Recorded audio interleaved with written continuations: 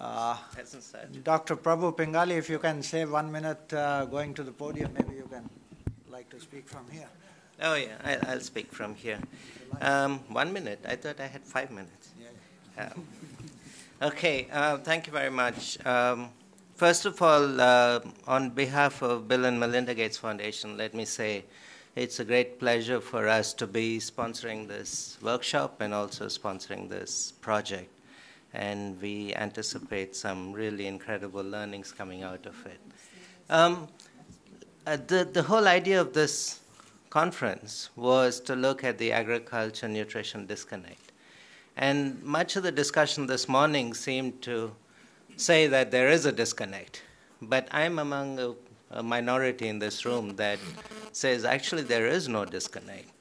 And if you look very carefully at areas where agriculture productivity growth has taken place historically, and if you look at district level data and panel data of households where growth has taken place, especially smallholder agriculture productivity growth, and look at the nutritional status relative to that, I do think you do see significant improvements in nutrition. If you look at the more productive regions such as Punjab, Haryana, Tamil Nadu, etc., you do see positive trends in terms of nutritional improvement. And I think some of the problem that we've been experiencing this morning is the way data has been pooled, the way one looks at states and says this state is doing bad and that state's doing good, and then the way that we've been mixing up indicators. It's very hard for me to figure out which indicator are we talking about. Are we talking about an indicator such as underweight, or are we talking about stunting, and what indicator has short-term responsiveness relative to indicators that have long-term change that's necessary, etc. And I think there's a lot of confusion around that that's not allowing us to separate out what are the fundamental factors that affect the relationship between agriculture productivity growth and nutrition. And I think I'd like to make this point very, very clear. And I'd like to come back and say we need to do a lot better on the metrics. And that's something I'm going to come back and talk about. But let me just say that while we all accept the fact that cereal crop demand per capita will be declining over time as incomes grow, overall demand for cereal crops will continue to be high. So as we think to the future about investments in agriculture, staple crop productivity growth continues to be an important avenue for investment and an important lever for overall agriculture productivity growth. And I don't think we should confuse that as we think through the implications for nutrition. Historically, we've seen that as staple crop productivity growth has grown, especially for smallholder households, you find the very same households then diversifying their diets and looking for more nutritious foods, etc. Now, the puzzle in India has been that you've got this increasing demand for a diversified diet taking place, not just in urban areas, but also in rural areas, as was shown very clearly this morning. And consequently, the relative prices of non-staples to staples has been rising quite dramatically, including for milk and meat, etc. But the puzzle is, why is there the supply response not taking place? Why is the supply response for the non-staples so poor? And part of that problem is a structural impediment, the transactions cost, the infrastructure around non-staples, the storage, the cooling systems, etc. But part of it is also the incentive that need to be in place for farmers to be able to diversify. Much of the agriculture policy is so focused on cereals. Much of the agriculture policy discriminates against moving out of cereals. So that's been one of the big issues around the supply responsiveness. And in my view, one of the big challenges for agriculture policy is how do you create a crop neutral policy for agricultural intensification of smallholder households? Can you create a mechanism by which smallholder households can improve their intensification, but then decide on the crop choice based on market signals, rather than based on signals that are decided in Delhi or in Chandigarh, etc.? And I think that's a huge challenge which I was hoping this project would try to address. And I think there's still time for us to do this. Now, let me come back to metrics for 1 minute, because I'm really worried about this. And let me start by giving you one question.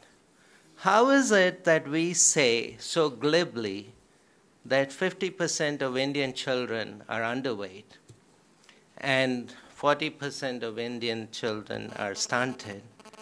And this, we've been saying this, as Hans Binswanger has said, since 1970.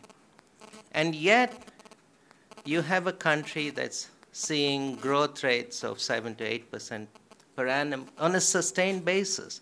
Now, these two things don't seem to add up.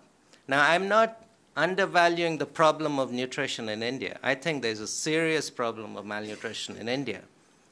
What I'm asking is, which way are the trends going? And I don't think we have an answer to that. And I don't think it's that one can glibly say that the growth is really concentrated in a few people, because you can't have sustained growth that's highly concentrated in a very tiny section of the population. Maybe I'm totally wrong on this, but I'd like to have some level of transparency coming out on how these assessments are done. My final comment before the chair stops me is, I think the NFHS data is some of the best data there is to do an assessment on nutrition. It's a good sample, stratified sample, etc. The question I have is, how do you get from the sample to a population level estimate of underweight, of stunting, and all of this? I just cannot find any publication that will walk me through how you went from an NFHS sample to coming to an all-India level figure on underweight, stunting, etc. Maybe I'm just not getting it, but I would like to see somewhere where I can walk through that. Thank you very much. Thank you. Thanks, Prabhu. Wonderful comments and remarks. Could I invite Dr. Shanta Sinha, please? Thank you. I think I'll start straight. The Commission, the National Commission for Protection of Child Rights, has received several complaints on death, hunger, malnutrition of children, lack of functioning of hospitals, lack of primary healthcare centers, health service systems, Anganwadi centers, and we have explored into the access to entitlements, say in Madhya Pradesh, in Vidarbha area, in Maharashtra, in the conflict zones in the northeast, in Chhattisgarh, in Andhra Pradesh. So based on that, I thought I will just anchor on the functioning of the Nutritional Resource Center. And I know that if you anchor on anything, you can get into the whole gamut of supply of services and the deficit in the supply of services. But since there is a shortage of time, I will anchor on the Nutritional Resource Center. Having said this, the Commission does argue that all age groups are equally important, and protection of rights of children in all age groups are equally important, and they're mutually interdependent. That if you cannot protect a right of a girl when she's 16 years old, you cannot protect a right of a child when she's newborn. So they are equally important, and we don't have gradations of rights or gradations of age groups. And this is so true of nutrition and health entitlements. In the Nutritional Resource Center that we have seen, we see grade 3 and grade 4 children, but in most of the areas that they're not allowed to be remaining there for more than 14 days because there is so much of pressure on bed for these. So for example, in a particular district like Satna, if there are some 2,400 children identified, in grade 4 and the capacity is not there, then the children cannot be there for more than 14 days. And on record, they can show that some 2,300 children were actually treated throughout the year. So that deficit, I think, is very, very important. And once a child leaves and goes back, the environment in which the child is, it still remains the same. She might have got the best of treatment in the center, but she goes back to the same environment, and there is a problem in follow-up also. What we found is that prevention is much more important. In fact, let me say equally important, and must not allow children to fall into grade 3 and grade 4. And right now, there is only this MUAC, mid-upper arm circumference measurement to be eligible for nutritional resource center, but not the slippage in weight or stunted growth, which could also make them eligible. We also found that in many of the places, in fact, in most of the places, the only source of livelihood has been the NREGA. In fact, and it gives them work for 8 days in a month. Many of them have, say, a typical family would have some 7 members. The male member would get 8 days in a month. So you find that they have forced to migrate, and there is so much of displacement. There are no programs for families that are going from one place to the other. And there's so much of displacement from village to village, district to district, state to state. There is a need for mapping of this kind of a displacement that is happening. And they're all very interrelated. And therefore, one finds that construction sites, displacement sites, all these are to be also important to fall into the net of preventive care. Finally, I would say that there is a need for a universal coverage, all ages of children, girls especially, and I'm sure they have discussed what the NAC proposal is, the Right to Food campaign proposal is, and one would support both the proposals to get together. Last word, one last word. If one asks me a question, why is it that there is such a nutritional deficit in the country? I think it is because there is neither shock nor outrage in this country that children are dying. That it does not prick our national conscience, that there is no shame, there is no national pride in the fact that we keep every child alive. And I hope this conference also pushes for a moral indignation. It pushes for an enlightened consensus that every child born must be alive, safe and secure. Thank you. Thank you. Thank you, ma'am, for being very efficient, timely. Last one. All the credit and all the blame goes to Government of India. Respected dignitaries on the dais and delegates and dignitaries. I represent Ministry of Women and Child Development, which has the largest program globally, Integrated Child Development Services Scheme, and also we are the nodal for the coordination and policy for nutrition. I think the benefit is that we all know now that it's multidimensional, complex issue.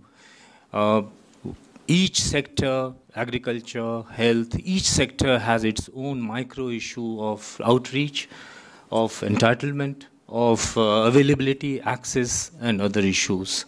I won't go into that. I would like to brief that the nutrition challenge has received the highest attention, both from the highest authority that the Prime Minister heads, PM Council on Nutrition Challenge, and a meeting has been of PM Council has been held on 24th November 2010. 4 decisions have emanated from it, but prior to this, there were about 1 year, almost 1 year of preparatory dialogue, discussions with all the stakeholders, MPs, frontline workers, and this was prepared by a joint paper by Ministry of Health and WCD together. And the 4 decisions are, it has been acknowledged that the ICDS, Integrated Child Development Services Scheme, which has hitherto, and I would be very open here, hitherto blamed for all the ills of all the burdens of nutrition, undernutrition and underweight problem in this country, This was the only flagship program which was directly giving supplementary nutrition. No other sector has been asked to call for accountability of their contribution to nutrition, right?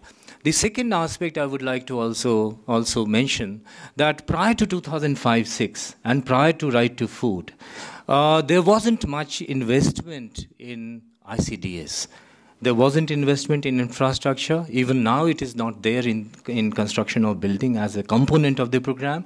We didn't invest much even on the nutrition. Prior to 2005, the money was even less than 1 rupee as SNP. And prior to 2005, only 40% of the country was covered under the ICTS. Right. So it will be very unfair to say from 75 to 2005, that 30 years, we must discount. The universalization, I'll try to put it this. 2005, we decided, and there was direction of the Honorable Supreme Court also, that you universalize, go to 14 lakh, 1.4 million habitation everywhere. The norm should be changed. We revised the norm. But I must tell you, the challenges are immense. Even the states are finding it difficult. Investment is necessary. Now, if you see the scenario of most of the program in the country, most of the program, whether it is midday meal and REGA, etc., all flagship program, Bharat Nirman program, it is basically post-2005. Post-2005, most of the program has been upscaled. Even NREGA has become universal in 2007-08. NRHM has become universal 2006-07-08. MDM has become universal in 2008-09. ICDS has become universal 2008-09. Now, basically, these are social sector programs which takes time to roll out. I must say that we are in a position now with impetus from food security and focus on nutrition challenge, we are likely to achieve over time, with dedication, with commitment, and with patience. The decisions are that we must invest and strengthen and restructure ICDS to local context and need. The second is we must focus in 200 high-burden areas, districts of the country, which is about 1/3 of the geographical area of the country, particularly in those states which the panelists have listed out, which carries the mainland and heartland where the major problem lies. So we have to concentrate, and we are formulating that scheme. There is also necessity of educating people. So there was a decision that from the PM Council that national level information education campaign would be launched, and we are formulating that. We are taking assistance of development partners and others. And the third is, and the last decision, fourth decision is that all sectors, agriculture, health, sanitation, food supply, everything, all sector must bring nutrition as central and focus of their program. Now, I would request one thing as a nutrition, as we have gone into this challenge. The challenge is there isn't a model which will say which sector accounts for how much. Right, and the moment we starts listing out activities, there are so many bullets that you can't pick one and leave other. Right, it is I would say concomitant actions, conjoined actions, and action on a scale which requires all stakeholders, civil society, the government to bring governance, civil society action, voluntary action, technology. Okay, and last point I would like to add.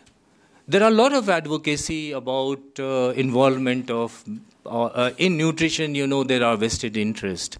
There are market forces. One of the challenges which we face is local food systems have been perhaps disturbed, I would say, if not destroyed. Now, so whatever comes from the international body or multi-sectoral, it must come through nutrition, through neutral venues about advocacy or about interventions rather than motivated and functional aspect. Thank you very much. Thank you. Well, I'm told by the organizers